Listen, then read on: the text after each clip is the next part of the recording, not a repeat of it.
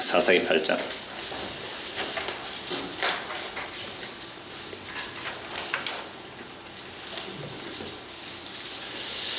제가 오늘 이 사사기 8장 1절에서 21절까지 말씀을 보면서 제목을 기드온의 변질 이렇게 했다가 제목을 바꿔 기드온의 속셈 하돈이 아니고 기드온의 속마음, 기드온의 속셈, 그걸 좀 보려고 합니다. 여러분, 성경은 거울이라고 합니다. 바울 사도가 구약의 모든 성경들은 말세를 만난 오늘 우리의 거울이 된다 그랬죠. 사람들이 거울을 왜 봅니까? 여러분, 거울을 보는 이유가 뭐죠? 자기 얼굴에 뭐 묻었는지, 뭐 옷매무시가 잘못됐는지 거울을 보잖아요. 거울을 보고서 잘못된 것을 이제 교정시키는 게 거울의 역할이죠. 그러니까 우리 성도들에게는 성경이 거울입니다. 우리 마음, 우리 영혼의 거울이죠. 그래서 말씀을 이렇게 거울처럼 이렇게 비춰보면 기드온 안에 있는 속셈들이 들통날 것이고, 기드온과 함께 살았던 그 시대의 사람들의 속셈이 들통이 나는 겁니다. 그러면서 그 마음들이 결국 우리의 마음임이 이제 덜추어지겠죠. 그게 덜추어내는 역사가 바로 승리의 역사예요. 제가 뭔지, 어가 뭔지, 심판이 뭔지 세상을 책망하는 승리의 역사니까요. 그래서 이 말씀이 거울처럼 비추어지고 성령께서 역사하시면, 이 기드온의 이 속셈이 바로 나의 마음이고, 기드온 시대에 있었던 그 사람들의 그 마음, 그 속마음이 바로 우리의 마음이라 하는 그 속마음 또는 속살, 속 안에 있는 것들이 이렇게 덜추어지는 것, 그걸 은혜 받는다 그럽니다. 그래요 주님, 나는 그래서 주님의 대신 죽으심 없이는 나는 불구하는 사람이군요 라는 것을 덜추어짐을 당하는 거죠. 그게 기쁨으로, 그게 자유로 오는 거예요. 그래서 자기가 진짜 죄인됨을 알고 그 죄가 덜추어질 때 자유를 얻는 거죠. 여러분, 세상에서도 범죄를 했을 때 사람을 살인하고 도망다니는 그런 사람 많거든요. 아직도 범인이 안 잡혀서. 그렇게 숨어 다니다가 딱 잡혔을 때 뭐라고 그럽니까? 잡힌 사람들이 아이고 속이 다 시원하다. 물론 때로는 악질범들은 안 그럽니다. 웃자다가 좀 살인을 할 수 있잖아요. 그래서 막 마음에 쫓겨다니죠. 그런데 딱 잡히면 이제 속이 편안합니다. 세상도 그러잖아요. 그러니까 우리가 지금까지 하나님 앞에서 살아왔다 하지만 우리의 속마음들이 성경 말씀을 통해서 덜추어질 때 그걸 부끄러워하지 마십시오. 하나님의 말씀 자체가 살아있고 운동력이 있어서 우리의 마음의 속에 관절과 골수를 찔러 그 속에 숨겨져 있는 그 견고한 진들, 그 자기 높이 보고자 하는 그 모든 것들을 수술해서 이렇게 벌거벗게 드러내거든요. 그걸 구원이라 그러고 그걸 치유라 그래요. 그렇게 드러나는 것이 빛 가운데 나아가는 것이거든요. 그럴 때 자유하는 겁니다. 그래서 사사기 8장에 보면 1절에서 3절 보면 일단 전쟁에서 대승을 했습니다. 300명으로 13만 5천을 물리쳤으니까요. 12만은 그 현장에서 죽고 15,000명 도망가고 어마어마한 대승을 했습니다. 이건 승리할 수밖에 없는 전쟁이었습니다. 왜 승리할 수밖에 없는 전쟁이냐면 여호와에 붙여주신 전쟁이거든요. 하늘에서 붙여주셨기 때문에 반드시 승리하게 됩니다. 이렇게 전쟁의 승리 후에는 반드시 이제 논공 행상이 따르기 마련이죠. 그랬을 때에 에브라임 사람들이 기드온에게 이렇게 말합니다. 8장 1절 보십시오. 에브라임 사람들이 기드온에 이르되 네가 미디안과 싸우러 갈 때 우리를 부르지 아니하였으니 우리를 이같이 대접하면 어찌 됨이냐고 그와 크게 다투는지라. 근데 사실은 이 에브라임 지파가 나중에 전쟁에서 패해서 도망갈 때 기드온이 사람을 보내가 에브라임 사람들에게 그들의 길목을 잡고 좀 치라 했을 때 그들이 잡은 사람들이 스레고 앱을 잡아왔잖아요. 그런데도 불구하고 이 에브라임이 지금 기드온에게 와서 시비를 거는 이유가 뭘까요? 지금 남쪽 유다는 별로 개입을 안 합니다. 북쪽 이스라엘 쪽에 전쟁이 일어나는 거니까 북이스라엘의 주도적인 지파, 물론 이때는 아직 나눠지지 않았습니다. 남방과 북으로 나눠지지 않았지만 유다와 에브라임, 남쪽 지역에는 유다가 주도되는 지파고 북쪽은 에브라임이 주도된 지파거든요. 이것은 요셉의 축복, 야곱이 요셉을 축복할 때 이미 주어진 축복 아닙니까? 에브라임은 동생인데 므낫세가 형인데도 불구하고 손을 어긋맞겨서 에브라임을 더 크게 므낫세를 그 다음으로 만들었단 말이죠. 그래서 에브라임 지파는 이 자긍심을 갖고 있습니다. 자기가 주도가 돼야 되는데 그 므낫세 지파는 그 2분의 1로 나눠진 지파라 그랬잖아요. 요단강 이쪽에 문하사 지파가 이 절반, 이쪽에 문하사 절반. 그래 아주 작은 지파죠. 2분의 1 지파밖에 안 되는데 이 2분의 1 지파 속에서도 가장 작은 그 집안의 사람 기도온. 그 기도온은 얼마나 겁쟁이였습니까? 2분의 1 지파밖에 안 되는 지파 속에서 또 작은 집안에 또 겁쟁이, 완전히 겁 많은 기도온이 우리가 지금까지 보았죠. 하나님의 능력과 표적을 보고도 겁이 나서 못 갑니다. 계속 표적 요구하고 표적 요구하고 표적 요구하고 그래서 겨우 적들의 고백을 듣고 그제서야 겨우 내려가서 대성을 일어났죠. 자, 그러니까 이 다른 큰 지파, 이 에브라임 지파, 큰 에브라임 지파가 있다가 요 조그마한 이 기드온이 전쟁의 공로를 다, 전쟁의 승리의 공로를 다 차지할 것 같으니까 에브라임이 와서 시비 거는 겁니다. 꼭 이런 사람도 있지요. 이건 회사에도 이런 사람이 있고 뭐 어디라도 이런 사람은 뭐 다 있습니다. 힘들어 싸울 때는 가만히 있다가 전쟁 다 끝날 쯤에 와가지고 들어와가지고는 자기 공로 주장하는 사람. 우리나라도 사실 그렇게 된 거 아니에요? 남북으로 지금 나눠져서 이렇게 아웅다웅 하는 것도 전쟁 터졌을 때 서로 북한에 들어오고 뭐 남한에 들어가 서로 니 땅 내 땅 해가지고 지금 이러고 있는 거예요. 작은 나라들의 비애이기도 하죠. 에브라임 지파가 기드온 지파에 가서 시비 붙습니다. 왜 전쟁하러 나갈 때 우리를 안 불렀느냐고. 안 부른 게 아니죠, 사실은. 나팔을 불어서 다 소집했습니다. 기드온이 나팔 불러 소집했을 때 32,000명 모였거든요. 그때 에브라임 지파 왔을까요, 안 왔을까요? 제대로 안 왔습니다. 그래서 겁 나는 사람 돌아가라 22,000명 돌아갔고 겁 안 나는 사람 10,000명 남았는데 그들도 많다고 해서 300명으로 줄여버리죠. 물 마시기 위해서. 그러니까 300명을 줄였다. 그러니까 적은 숫자 300명, 겁 많은 기드온. 이로 인하여 전쟁을 했다는 것은 결국 전쟁은, 여호와의 전쟁은 사람의 수나 무기에 달린 것이 아니라 하나님의 약속에 있다는 것을 보여주기 위해서 일부러 겁 많은 기드온 숫자 300을 세웠단 말이죠. 그런데 이게 신경질 나는 거예요. 누가? 에브라임이. 평소에 힘있고 좀 자기 그 우대 세우기 좋아하는 사람, 이걸 일본말로 가오잡기 좋아하는 사람, 자기 얼굴 좀 뭐 내고 싶은 사람들이 싫어하는 거예요. 그래서 왜 우리를 안 그랬느냐? 이게 속셈이란 말이에요. 성경에서 기록한. 그래 에브라임의 이 속성들이, 그 속셈이 우리 안에 있을까요, 없을까요? 있잖아요. 오늘 밥 맛있게 드셨어요? 네. 반찬 누가 그렇게 맛있게 했어요? 내가 했잖아요, 내가. 라는 것들이 나올 수밖에 없단 말이에요, 우리는. 그 속셈으로. 그러면, 목사님, 난 안 그러는데요. 라는 너는 그렇게 자랑하지만 나는 내가 아니라는 자기 부인하는 내가 얼마나 멋있느냐 말이에요. 우리는 어쩔 수 없는 겁니다. 제가 오늘 오전에 그 현고 학생부 군신이 얘기할 때 거기에 몰린 군중들이 얼마나 리얼하게 자기의 욕망들을 각자 쫓아가는지 몰라요. 우리 서문화 김성호 목사님, 우리 교인들 중에 김성호 목사님 누군데 하는 사람도 있어요. 전혀 모르는 사람도 계세요. 사실은 한 번도 안 들어봤대요. 그 추천 사이트 그렇게 많이 올려놔도. 사실은 5월 17일 날 우리가 오시기로 했거든요. 제하고 연락이 했습니다. 5월 17일 날 오후에 한 3시간 정도 강의하도록 다 약속을 잡아놨는데 내가 가서 그랬어요. 5월 17일 날 오기로 해놓고 누워있으면 어쩝니까 내가. 입관할 때 입을 굳게 다물고 있는 그 모습 보고, 우리가 방금 아까 집으로 가자 그 찬송 한 15년 전에 나왔을 거예요. 그건 우리가 한 2, 3년 전에 열심히 불렀잖아요. 그 찬송을. 그 지하에 있을 때. 그리고 그분이 가장 좋아하는 찬송 중에 하나가 또 순례자의 길. 그 찬송이에요.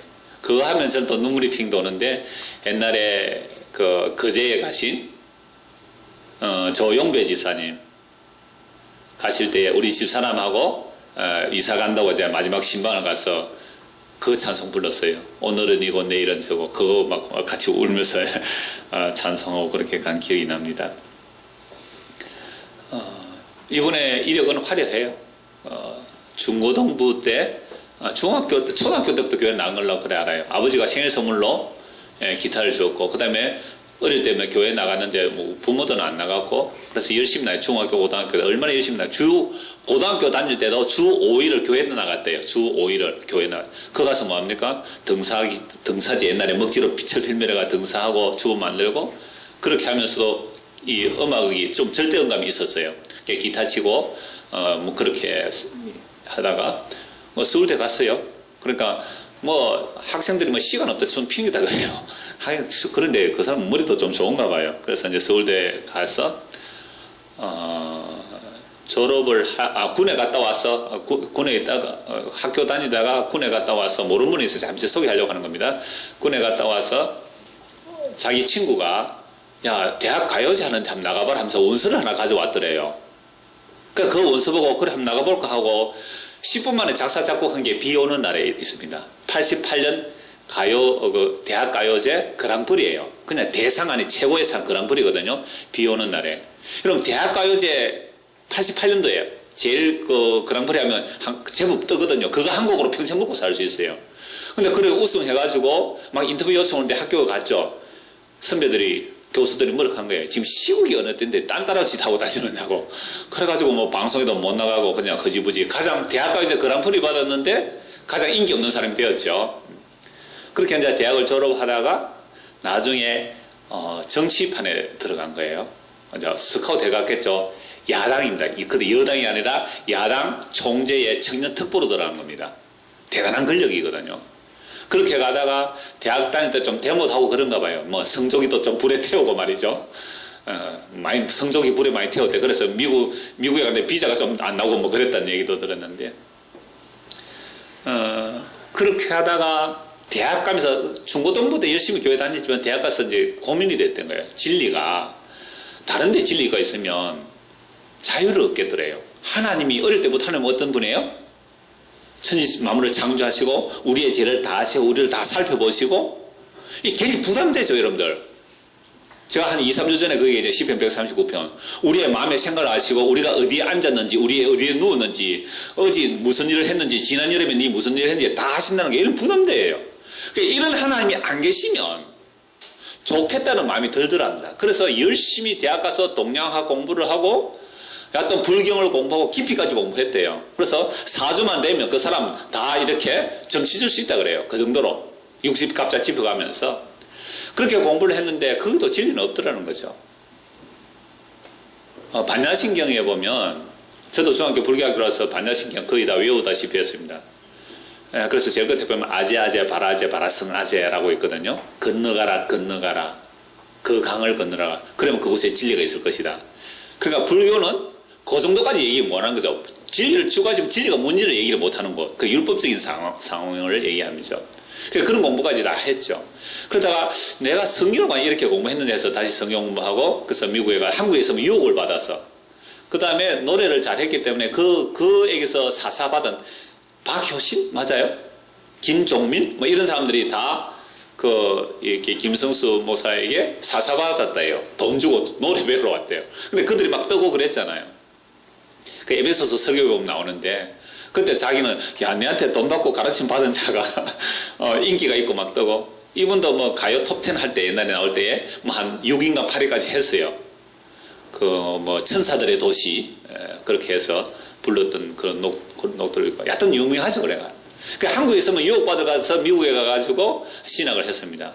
신학을 해서 전도사도 하고 그러니까 한국에서도 이렇게 찬양하면서 기도원 집회 많이 다녔대요. 그러니까 온갖 정말 무당굿하는 것 같은 걸 많이 봤죠. 미국 가서 자기가 개혁주의를 시작한 겁니다. 우리는 개혁주의. 그래서 청년들 몇 명하고 참 죽을 고생하면서 개척을 한 것이 한 8년쯤 전일 거예요. 그렇게 하다가 개혁주의 어떤 한계를 보고서 어떻게 이제 십자가 복음에 이렇게 연결돼서 저희 교회까지 찾아오셨어요. 그래서 한 7, 8년 전에 우리 곽 집사님이 제 설교 원고를 복사본으로 묶었는데 그걸 인터넷에 또 올렸어요. 필요하신 분 구입하세요 해가지고 그때 김성수라는 이름으로 구입해 가신 분이 계세요. 그래서 한 3, 4년 전에 설교가 너무 좋아서 우리 링크를 걸어놓고 그런데 곽 집사님이 그때 혹시 김성수 목사님 그분이 아닐까요? 그래서 또 우리 부지런한 임창희 지사님이 또 미국에 또 메일을 보냈네요. 널푸른 교회 뭐 녹음이 하니까 답이 또 왔어요. 널푸른 교회. 내가 정말 그리워하는 교회. 담대하게 거침없이 뭐 복음 전하는 뭐 이상호 목사님 이런 메일을 받은 거예요. 그런데 그러면 저도 막 좀 메일 하나 보내고 위로하면 됐을 텐데 저는 그런 걸 잘 못해요. 제가 소심하잖아요, 이렇게. 그런데 미국 한국에 왔다는 소식을 듣고 어느 날 갑자기 화장실에 앉아 있는데 전화가 왔어요. 저 서문학교 김선호 목사입니다. 목사님 와서 한번 설교해 주십시오. 제가 다음 주 중국 가야 되는데요. 그럼 다음 주 합시다. 해서 한번 올라갔었어요. 가서 식사하면서 이런저런 얘기를 좀 했는데, 제가 지난 수요일 날 그걸 하필 또 폰을 두고 그거 시라국 한 그릇 물어가고, 수요일 날이라고 집사람이 집에 왔다 갔다 하면 시간 많이 걸리니까 혼자 시라국 먹고 시간 버리라고 줬는데 또 폰을 놔고 갔어요. 전화가 발발이 와 있었는데 못 받았죠. 와서 또 보니까 그게 나온 거예요. 아직까지도 저는 지금 정신을 못 차리고 있습니다, 사실은. 남의 이야기가 아닌 것 같아가지고. 좀 더 살려줬으면 좋았을 텐데, 그러나 아마 평생 할 일을 하고 가신 것 같아요. 그런데 그 죽음 속에 많은 사람들 오고, 오전에도 말씀 잠시 드렸으면 많은 사람 오고 갔는데, 그 안에 사람들이 다 마음일까요? 저는 그런 생각을 했어요. 저는 가만히 앉아서 유심히 많이 지켜봤어요. 사람, 이런 사람, 저런 사람, 우는 사람 다 가족, 바로 곁에서 제가 가족을 입관부터 그 낙골까지 다 곁에 바로 30cm 그냥 몸에 붙어서 갈 정도로 참고를 하면서 이런 사람, 저런 사람 쭉 이렇게 살펴봤는데, 저들이 다 같은 마음일까? 마치 목자를 치면 양들이 흩어지듯이 이제 저 서문학이 어떻게 될까? 이런 생각도 참 많이 들었어요. 미국 서문학교에서 정말 많이 스트레스를 받았어요. 한 400~500명 모일 때 장로님 한 4분인가 계신데 3분이 개혁주의 하다가 십자가 복음 전하니까, 개혁주의는 십자가 복음 좀 달라요. 십자가 복음 완전 자기 부인과 자기 의를 다 무너뜨리는 거거든요. 그러니까 자기 공로가 있는 사람들 반발을 하고 이러는 거죠. 그래서 장로님들이 교인들과 막 해서 공격하고 교인들을 데리고 나가기도 하고 굉장한 스트레스를 받았어요. 근데 끝까지 남아있었던 한 장로님이 계셨는데, 그 장로님이 급히 장례식에 들어와서 이렇게 인사를 하고 교제를 하면서 제보고 뭐라고 하시냐면, 목사님 다음에 미국에서 집회 한번 해주십시오 하더라고요. 그래서 제가 이야, 덕분에 또 미국 한번 가겠네 라는 계산이 저에게 있더라 이 말입니다. 이 말 하려고 지금 이렇게 길게 한 거예요. 아시겠습니까? 사람 지금 죽어 울고 있는 판에 야, 어쩌면 내가 미국 한번 갈 수 있겠다 라는 계산이 저한테 들어오더라 이 말입니다. 여러분 안 그래요? 그래요. 이게 우리란 말이죠. 기도원의 속셈이 이거였습니다. 그렇게 못한다 안 한다 두렵고 떨려다가 여호와의 붙여주신 전생에 대성을 거두고 나니까 이제부터 뭐가 나오는지 아세요? 속에서 뭐 일 되겠다 이거, 뭐가 일 되겠다 이 생각을 한 거예요. 그거 찾아봅시다 성경에서. 그래서 기도원이 일단 에브라임하고 붙으면 안 되잖아요. 그래서 에브라임이 큰 집하기 때문에 일단 잘 달래서 보내는 겁니다. 2절 보십시오. 기도원이 그들이 이르되 내가 이제 행한 일이 너희가 한 것에 비교되겠느냐? 에브라임의 끝물 포도가 아비에셀의 만물 포도보다 낫지 않냐? 자기는 끝물 포도래요. 그 에브라임의 끝물 포도가 자기가 아비에셀의 만물 포도가 더 낫다. 완전히 띄워 올려주죠. 그러면서 오렉과 서앱을 당신들의 손에 붙였으니까 비교가 안 된다 이렇게 말합니다. 하나님이 미디안의 방구에 오렉과 서앱을 너희 손에 넘겨주셨으니 내가 한 일이 어찌 너희가 한 것에 비교되겠느냐 합니다. 기도는 이 말하며 그때 그들의 노용이 풀리니라. 요런 에브라임 지파의 속성, 이것도 속셈이죠. 요것도 나중에 한 번은 호되게 당하는데요. 어떻게 호되게 당하는지 12장을 한번 보십시오. 사사기 12장 1절입니다. 에브라임 사람들이 모여 북쪽으로 가서 입다에게 이르되, 이 입다는요 기생의 아들이거든요. 기생의 아들이 사사가 되었습니다. 내가 암몬 자손과 사울로 건너갈 때 어찌하여 우리를 불러 너와 함께 가게 하지 아니하였느냐? 우리가 반드시 너와 내 집을 부살리라. 에브라임 집파 처음 기도원이 나팔 불렀을 때 안 모였잖아요. 그래놓고 전쟁에 승리하고 나니까 왜 너는 우리를 안 불렀느냐고 막 이렇게 대들죠. 요 입다에게도 또 그렇게 합니다. 입다가 대승을 거두고 나서 다음에 더 자세히 보겠습니다만은, 입다가 승리했을 때 에브라임 지파가 와가지고 왜 암몬 자손과 사우로 갈 때 우리를 안 불렀느냐? 그래서 우리가 반드시 너와 네 집을 불사르리라. 입다가 그들에게 이르되, 기도는 어떻게 말했어요? 겁이 나가지고, 기도는 겁이 나가 지 살려고 에브라임한테 좋게 말했는데, 입다는요 누구 출신이라고요? 엄마가 누구예요? 눈에 비는 게 없습니다. 한판 붙자 이거예요. 그냥. 그래서 입다가 그들에게 이르되 나와 내 백성이 암몬 자손과 크게 싸울 때 내가 너희를 부르되 너희가 나를 그들의 손에서 구원하지 아니한 거로. 안 왔어요. 불렀는데도 안 왔어요. 그래 놓고 전쟁에 승리하니까 공로 차지하러 온 놈들이에요. 나쁜 놈들. 그러니까 이것도 뭐예요? 우리의 속셈이더래요. 우리의 속셈.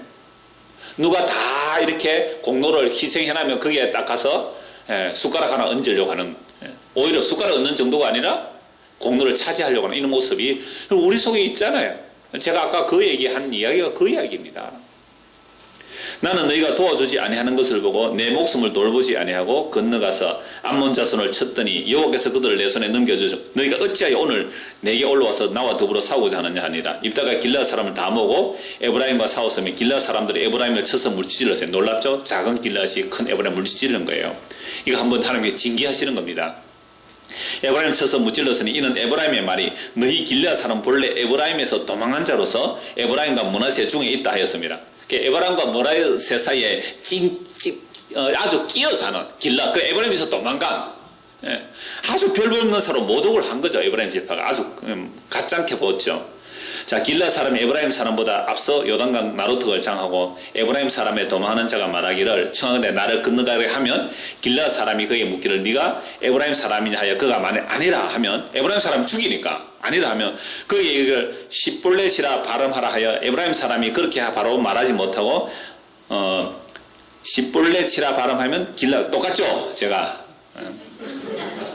이러면 죽임 당한 겁니다. 이제는 길르앗 사람이 꼭 그를 잡아서 요단강 나루턱에서 죽였더라. 그때 에브라임 사람의 죽은 자가 4만이지만 이 당시도 이 발음이 지파마다 좀 달라서 톡톡한 게 있어요. 그 유전이 되는 거죠. 혀가 좀 자르다든지 하는. 저는 살과 살이 발음이 안 되잖아요. 죽었어요. 이제. 그냥 경상도 사람하고 이 발음해라 가면 요단강 나루턱에 딱 잡아가지고 건너옵니다. 도망오는데 딱 잡아가지고 야, 니 어느 지파가? 에브라임 지파가? 아닌데? 그러면 발음해봐. 여러분 발음 한번 해보세요. 네. 발음 한번 해보십시오. 발음 한번 해보십시오. 똑같구만 뭐. 하여튼 뭐 그렇게 해서 이 교만한 이 에브라임이 4만이 치면 죽임당합니다. 4만이 치면. 이거 에브라임 속내가 드러나지요. 자, 기도원의 속내, 자기 살아남으려고 그죠? 잘 보이려고 당신 잘했습니다. 자기 살아남 속내가 이렇게 보입니다. 그 다음에 보십시오. 8장 4절입니다. 기도원과 그와 함께 앉아 300명이 요단강에 이르러 건너고 비록 피곤하나 추격하며 그가 숫곳 사람들은 같은 동족입니다. 숫곳 사람들이 이르러 나를 따르는 백성이 피곤하니 청하건대 그들에게 떡덩이를 주라. 나는 미디안의 왕들인 세바와 살문나의 뒤를 추격하고 있노라 하니 숫곳의 방백들이 이르되 세바와 살문나가 손에 지금 네 손 안에 있다는 거냐? 어찌 우리가 네 군대에게 떡을 주겠느냐 하는지라. 기도원이 이르되 그러면 여호와께서 세바와 살문 내 손에 넘겨주신 후에 내가 들가시와 찔레로 너희 살을 찢으리라 하고 거기서 버누이를 올라가서 그들에게도 그같이 구한즉 버누이 사람들의 대답도 숫곳 사람들의 대답과 같은지라. 기도원이 또 버누이 사람들에게 말해 이르되 내가 평안히 돌아올 때 이 망대를 흘리라 하시네. 그러니까 요단강을 건너가지고 나머지 잔당을 추격합니다. 12만 명은 죽었고 요단강을 건넜었죠. 그래서 숫곳이라는 곳과 버누이라는 곳으로 가서 추격하면서 이곳 가서 우리 300명이 지금 피곤하니까 떡을 좀 달라. 내가 지금 미디안 왕 세바와 살문나를 추격하고 있다 라고 그러니까 여기 숫곳 사람은 뭐라고 말했어요? 네가 네 손에 무슨 세바와 살문나가 있다고 네가 잡을 수 있느냐 이 말이에요. 그러니까 떡 안 준다 이 말입니다. 왜 이랬을까요? 요 사람들의 속셈이 뭐겠어요? 기도원이 지금 몇 명 데려갑니까? 300명. 피곤한 300명 이끌고 갑니다. 도망간 자들은 왕이 2명에 몇 명이나 있어요? 15,000명입니다. 15,000명. 이길 수 있겠느냐 말이에요. 만약에 이 사람들이 기도원에게 떡을 줬다가 세바와 살문나가 기도원을 이겨버리면 어떻게 됩니까? 보복당하는 거예요. 그러니까 계산을 하는 겁니다. 이번에 제가 아까 사람의 죽음 앞에서도 뭐 한다고요? 머릿속 계산기가 돌아가는 것처럼 지금 계산하는 거예요. 지금 떡을 줄까 말까.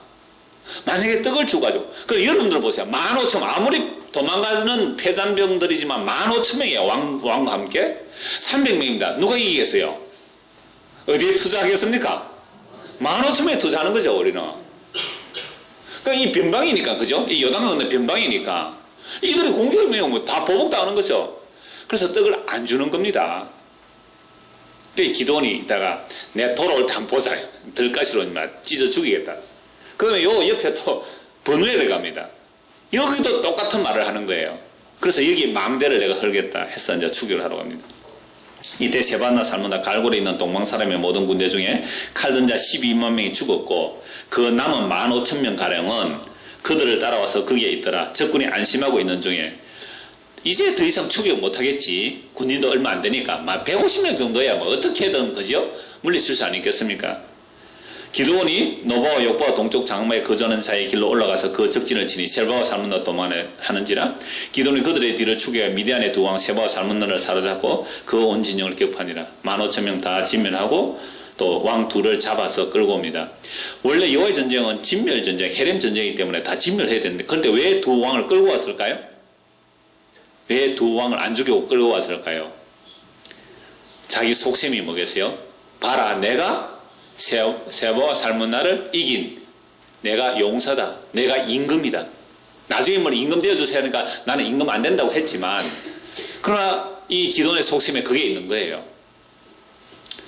자, 요아스의 아들 기드온이 헤레스 비탈 전쟁에서 돌아오다가 숫곳 사람 중 한 소년을 잡아 그를 신문하며 그가 숫곳의 방백들과 장로들 77명을 그에게 적어준지라.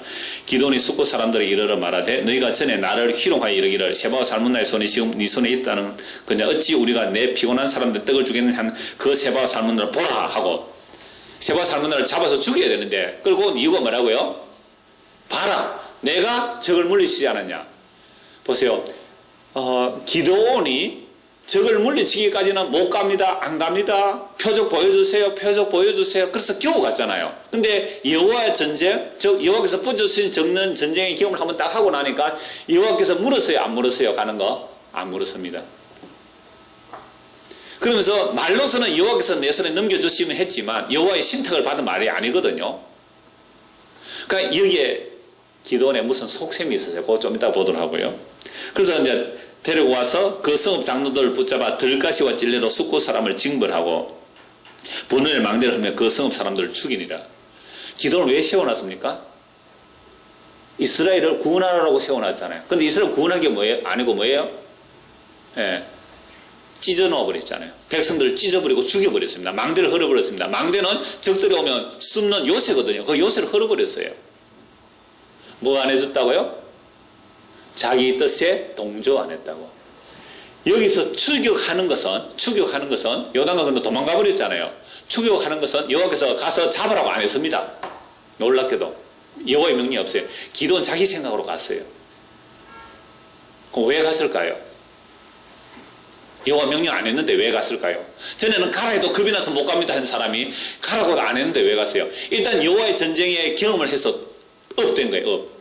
이야, 됐다 이제는 막 가면 이기겠다 라는 그 업된 기분으로 가면서 결국은 자기의 사적인 복수심을 품고 갔습니다. 그거 한번 보십시오. 그 다음에 18절 이에 그가 세바와 살문나에게 말하되 너희가 다볼에서 죽인 자들, 다볼에 쳐들어왔잖아요. 이 미디안 사람들이 어떤 사람들이냐 하니, 자, 그 세바와 살문나 대답합니다. 그들이 너와 같아서 하나같이 왕자들의 모습과 같더라 하니라. 이건 뭐 아부일 수도 있고 그죠? 아니면 기도원이 좀 잘생길 수도 있을 거예요. 그 기도원 너와 같더라.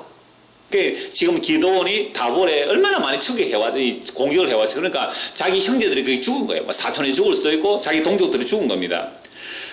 모습과 같더라 하니라. 그가 이르되 그들은 내 형제들이며 내 어머니의 아들들이라. 여호와께서 살아계심을 두고 맹세하노니 너희가 만일 그들을 살렸더라면 나도 너희를 죽이지 아니하였으리라 하고.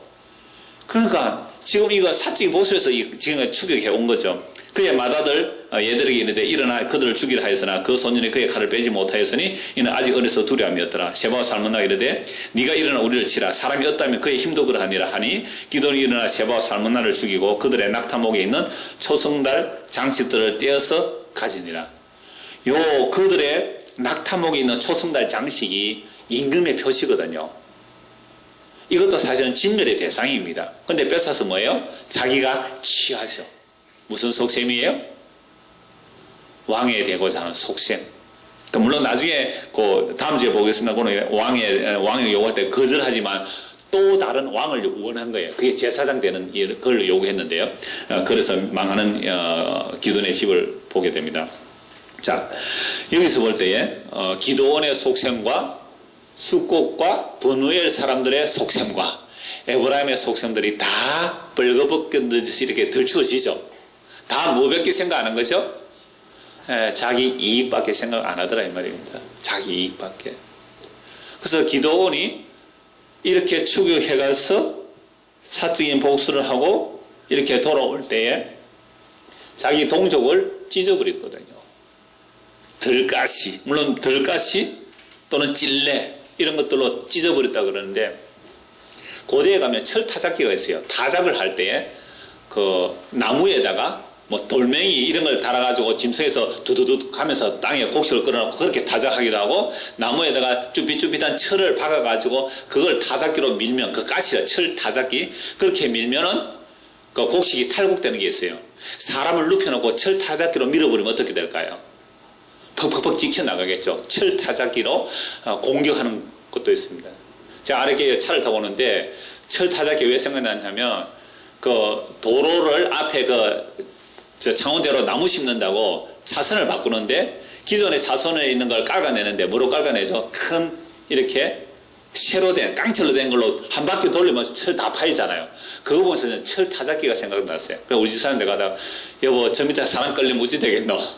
옛날에 철 타작기가 그런 거다. 이게 단지 가시만이 아니고 철 타작기 같은 거로 밟아버린 거예요. 누구를? 자기 동족을. 구원해라고 했다면 했는데, 그러니까 보세요. 기드온이 여기 가서 자기 사적 복수를 위해서 갔고, 기드온 자기 속셈이잖아요. 그런데 가는데 너희가 나를 안 도와줘? 너희가 나를 안 도와줘? 300명의 용사가 처음 갈 때는 피곤했습니까? 피곤 안 했습니까? 피곤 안 했어요. 그래서 나팔 불고 횃불 들었더니 저기 다 엎어지고 도망가서 그냥 따라가다가 칼 들고 가서 뒤통수 하나 툭툭 치고 대성을 거뒀잖아요. 근데 이제 피곤해요. 이제는 뭐 해야 되죠? 이제는 집에 돌아가면 되는 겁니다. 근데 한번 보십시오. 여기가 결론적 부분인데 8장 4절입니다. 기드온과 그와 함께한 자 300명이 요단강에 이르러 건너고 뭐요? 비록 피곤하나 추격하며. 피곤했는데 왜 추격하죠? 무엇에 동원됐습니까? 이 사람들이 기드온의 사적 복수에 동원된 거예요. 오늘날 지도자라는 사람들, 목사라는 사람들, 여러분 회사에 또 뭐 사장님일 수 있잖아요. 그런 사람들의 사적인 욕심에 휘둘릴 수 있는 거죠. 그런 사적인 욕심에 휘둘리지 마시라고. 그럴 때 그건 욕심이라고 말해야 되는데, 그런데 그걸 욕심이라고 말하지 못하는 이유가 뭘까요? 이간 예배 동영상을 보신 분은 아시겠습니다만은 의인이 일찍 불려감을 당할지라도 마음에 두는 자가 없고 깨닫는 자도 없도다. 그러나 그는 악인 앞에서 불려가니 평안한 침상에서 편히 쉰다라고 말씀하면서, 왜 의인이 일찍 불려가는데 깨닫는 자가 생각이 없는지 하면 이사야 56장 바로 끝에 보면 그런 말씀이 나옵니다. 이스라엘의 파수꾼들이 짖지 못하는 개가 돼가지고 그냥 양떼 잡아먹고 먹고 마시며 흥얼거리는 거죠. 그게 미가서에 보면 양을 잡아서 껍질을 벗겨서 살을 뜯어먹고 뼈까지 꼬아 먹는다는 말이 나와요. 그렇게 뜯어먹고 있으면서 늑대들이 오는 거 부러지지 않고 오히려 양을 잡아먹는 그런 몰찌가한 그런 파수꾼들의 세상이기 때문에 의인이 일찍 치하감을 당해서 깨닫지 못한다. 그런데 문제는 비록 피곤하면 따르는 자들, 그죠? 비록 피곤하면 따르는 자들이 오늘날 교회 안에 가득하다는 말이에요. 비록 피곤하면 따르는 자들, 그들이 스마르교를 모여들죠. 왜 비록 피곤하나 따라갔을까요? 예레미야 5장에 그 말씀이 있습니다. 한번 보고 말씀했죠. 예레미야 5장 30절입니다. 그러니까 여러분들이 따라가는 것도 잘 보고 따라가시기 바랍니다. 잘 보고.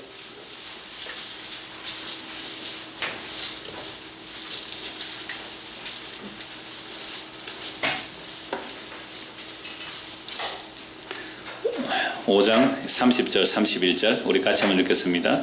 이 땅에 무섭고 놀라운 일이 있도다. 선지자들은 거짓을 예언하며 제사장들은 자기 권력으로 다스리며 내 백성은 그것을 좋게 여기니 마지막에는 너희가 어찌하려느냐. 이 땅에 무섭고 놀라운 일이 있는데 선지자들이 무엇을 예언해요? 거짓을 예언하는데요. 근데 그 거짓 예언의 사람들이 왜 좋아할까요? 요렇게 하면 당신 집안, 당신 잘 된다 하니까 좋아하는 거예요. 잘 된다니까. 그래서 거지제는 좋아하고, 제사장들은 자기 권력으로 다스리는데, 이 카리스마 있는 권력이거든요. 그 제사장의 자기 권력으로 다스리니까 그걸 사람들이 어떻게 해요? 좋아해요. 지도자가 권력을 내려놓고 섬기려고 하면 깔보더라 이 말입니다. 오히려 복과 저주를 쏟아부으면서 이렇게 하면 복을 받고 이렇게 하면 저주한다고, 저주받는다고 그렇게 큰 소리 치면서 뻔뻔하게 끌고 가면 어떻게 따라간다고요? 비록 피곤하나 따라가는 거예요. 뭐에 끌려가는 거죠? 사적 복수심에 끌려가는 거, 사적 야망에 끌려가는 겁니다. 근데 그걸 사람들이 뭐 한다고요? 좋아해요. 수요가 있으니 공급이 있는 거 아닙니까? 그걸 좋아하니까. 어찌 하려느냐? 내 백성은 것을 좋게 여기니 마지막은 네가 어떻게 하려느냐? 이게 이간여비들의 말씀이었고, 오늘 우리도 말씀이에요. 여러분, 피곤하면 따라가지 마십시오. 피곤하면. 사랑해서 가는 거라면 피곤해요? 안 해요? 안 해요. 저는 그거 가서 놀라운 장면을 참 많이 봤습니다. 그냥 가만히 있는 게 아니잖아요. 젊은 팀장들이 있어요. 그거는 뭐 장로 그런 거 없거든요. 그래도 아직 없으니까 제도 그런 게 없어서 팀장들이 있는데 얼마나 침착하고 얼마나 차분하게 일들을 잘 이끌어가는지 놀랐습니다.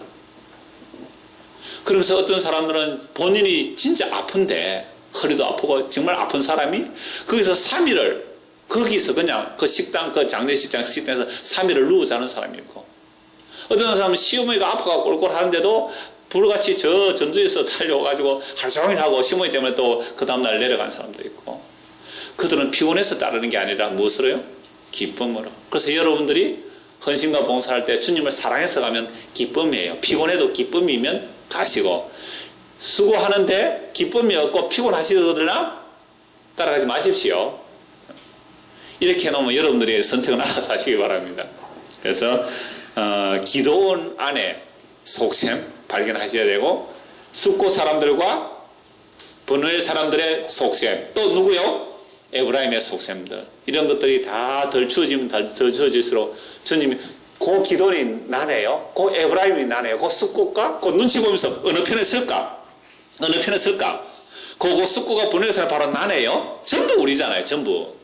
그렇게 밝혀질 때에 이걸 은혜 받았다라고 말합니다. 이걸 은혜 받았다. 그래요, 주님, 내가 바로 그 사람 맞네요. 그러니 예수님이 대신 죽지 않으면 우리는 아무런 소망이 없는 자들 맞네요.